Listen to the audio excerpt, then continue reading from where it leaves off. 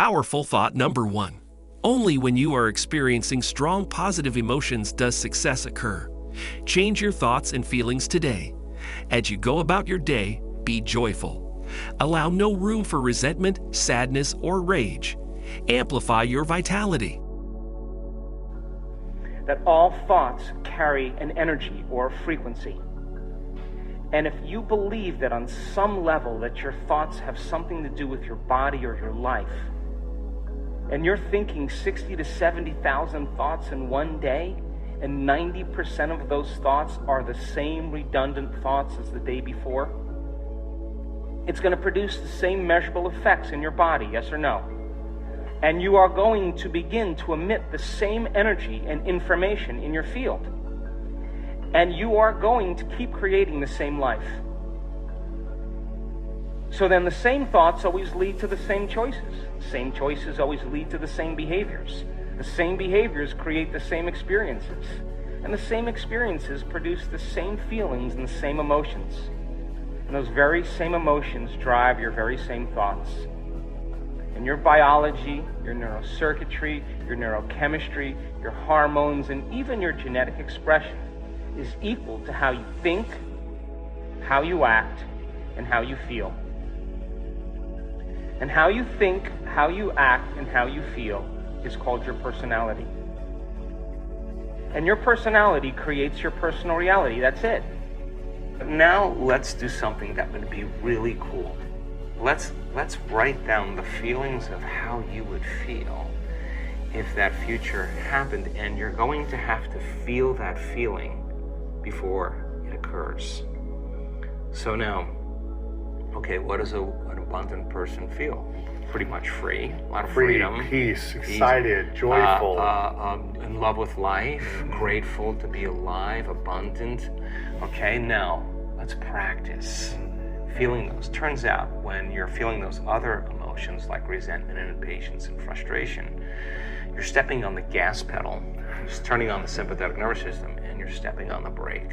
At the same time, which is you're angry, you're frustrated, but the fight or flight nervous system says run, fight, or hide, and you're sitting in a Zoom meeting and your neck is pulsating is because the heart is beating against the closed system, right? You're not using it in an adaptive way. So the heart starts firing out of order. It starts firing incoherently, and incoherent waves cancel each other out. It's called destructive interference, and then we stop trusting our future. Energy leaves the heart. Energy leaves the brain, energy leaves the heart, and you can't get in touch with the feeling of your future because in survival, which those are hormones of stress, all those emotions, in survival it's not a time to create, right? It's time to run, fight, and hide. Okay, so we gotta lay down the very thing we used our whole life to get what we want. The habit of doing it that way for something greater to occur. Powerful thought number 2. Concentrate on offering people great value. Stop concentrating on what you can get. Consider what you can provide. Giving away so you can have more may initially seem counterintuitive. Stop dwelling on the loss. Start feeling prosperous. Be willing to contribute your talent and volunteer your time. Okay, so the person who's living in lack is waiting for their wealth to feel abundant. They're waiting for their success to feel empowered. They're waiting for their healing to feel gratitude. They're waiting for their new relationship to feel love. They're waiting for their mystical experience to feel awe. That's the Newtonian model of reality of cause and effect. Waiting for that event to happen to take away this separation or lack. Nothing wrong with it. It's the way most people create. But what we've discovered is actually something else. The moment you feel gratitude, your healing begins. The moment you feel worthy and abundant, you're generating wealth. The moment you're empowered, you are moving towards your success. The moment you're in love with yourself and you're in love with life, you'll create an equal. The moment you are in awe of life, you're going to have a mystical experience. And so that's causing an effect, right? So then if you can teach people then how to create, instead of from lack or separation, but create from wholeness, and create from what we call the quantum field instead of three-dimensional reality. First of all, it takes knowledge, okay? The quantum field is an invisible field of energy that exists beyond our senses. You can't see it, you can't smell it, you can't taste it, you can't hear it, you can't feel it. It exists beyond our experience of three-dimensional reality. Would this be in our mind's consciousness, or would this be in a different space? Okay, let's look at that. So the answer to the question is, how much of your waking day do you put your attention on matter, on the material world, and how much of your waking day are you aware of energy and frequency? For most people, they're unaware of the quantum field, and if you're unaware of it, it doesn't exist for you. Right. Just like you have a nose, but if you're unaware of it, it doesn't exist for you. The moment you become aware of it, it exists. Well, the quantum field, you can study all kinds of science, and they'll tell you there is this invisible field of frequency and energy that exists beyond the senses that tend to connect everything physical and material. In fact, everything physical and material is connected to this field. And the more coherent the brain, the more clear the signal for that intention. So with intention and attention, we could actually make thought more real than anything else. Now, what is that? You're saying, what would it be like to be wealthy? What would it be like to be abundant? What would it be like to have all my needs met? What would it be like to have more than I need? What would I do if I had everything I ever wanted? The answer always is the same. You start giving stuff away. Because if an abundant person is truly abundant, why would they hold on? They would say, I'm not in lack. There's more for everybody, okay? Turns out, though, that the signal sent out isn't enough. You're going to have to draw the experience back to you. So sending the signal out to, coherent brain, financial freedom, whatever abundance, all these different things. Right. Whatever that is for you. Whatever that is for you. Putting that out there with the signal, with the intention and the attention. Right. And then how do you draw it to you? So in the physical world, in the physical world, you got to go get it. You got to do something. This is the plane of demonstration. You got to go get it, and when you're in lack until it occurs, right? So what I'm hearing you say, there's a way to not chase but attract. All right. So if you're creating from the field instead of from matter, right?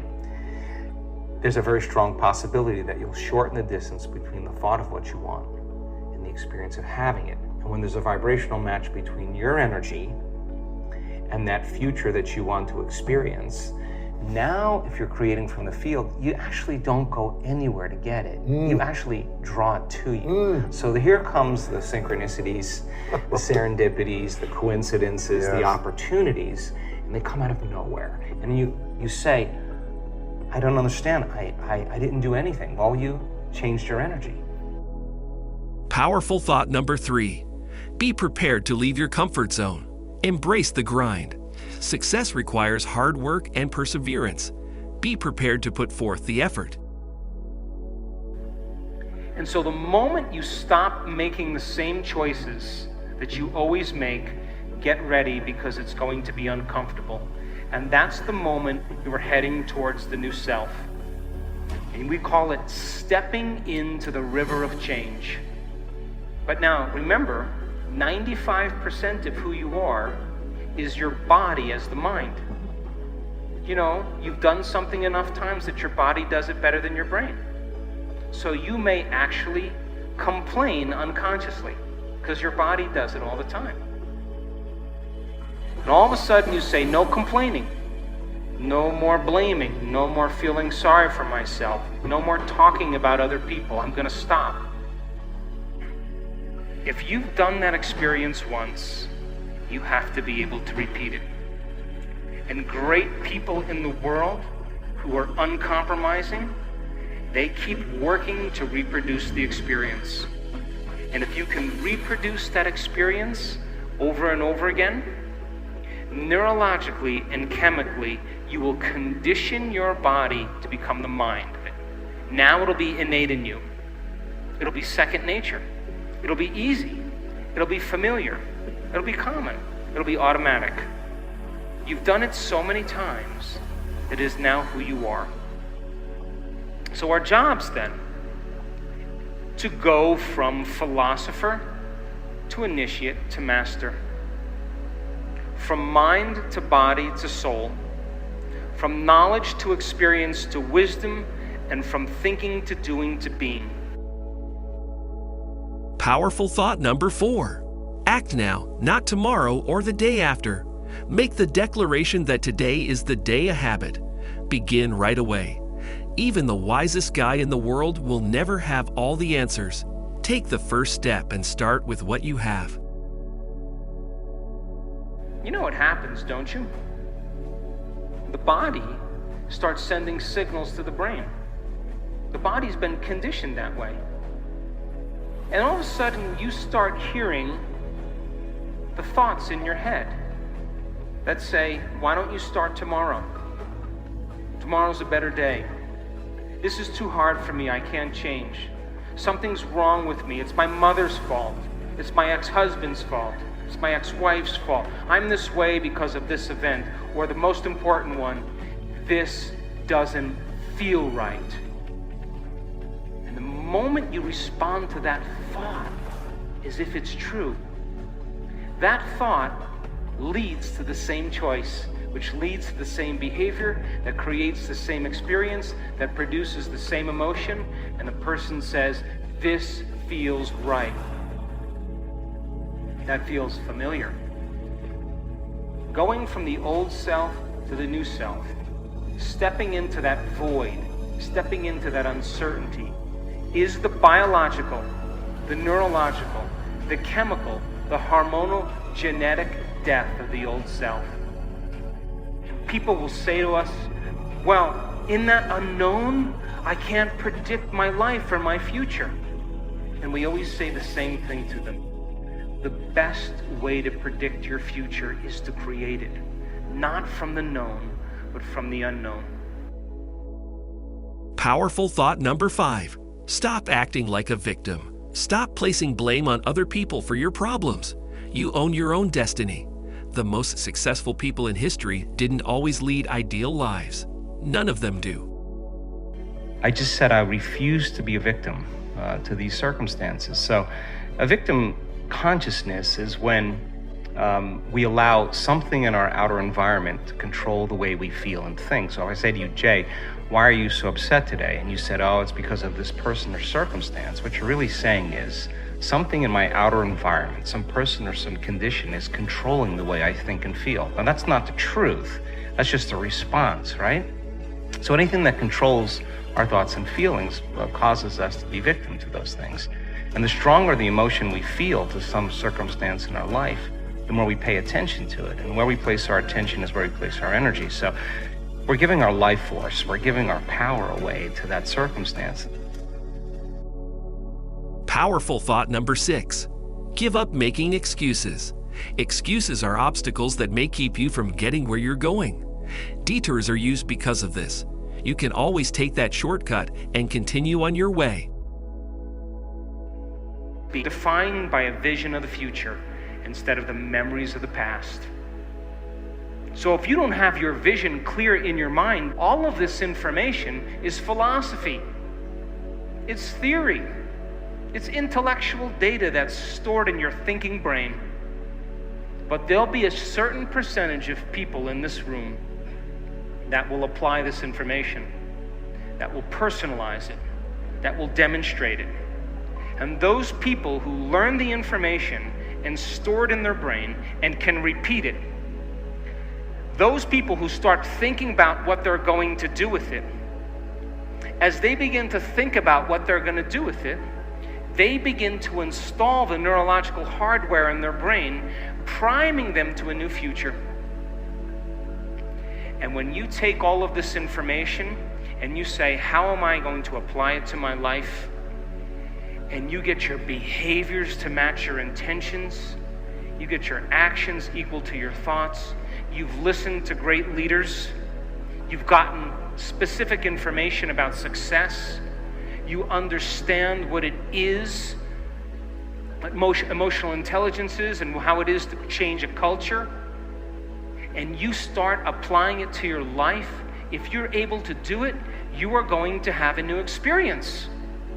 And that new experience is going to enrich the circuits in your brain, because that's what experience does, and then you're going to feel like a leader. You are going to feel successful. You are going to feel clear. And the moment you feel that feeling, now you are teaching your body chemically to understand what your mind has intellectually understood. we could say that knowledge is for the mind and experience is for the body. And in that moment, you are embodying leadership. You are embodying success. You are embodying clarity. Why? Because the emotion is the experience in chemical form. And the moment you feel that emotion, you're teaching your body chemically to understand what your mind has intellectually understood. You are embodying knowledge. Powerful thought number 7. Consider yourself deserving of it. You will be persistent if you think you have what it takes to succeed at anything. Everyone has the birthright to achievement. Take it.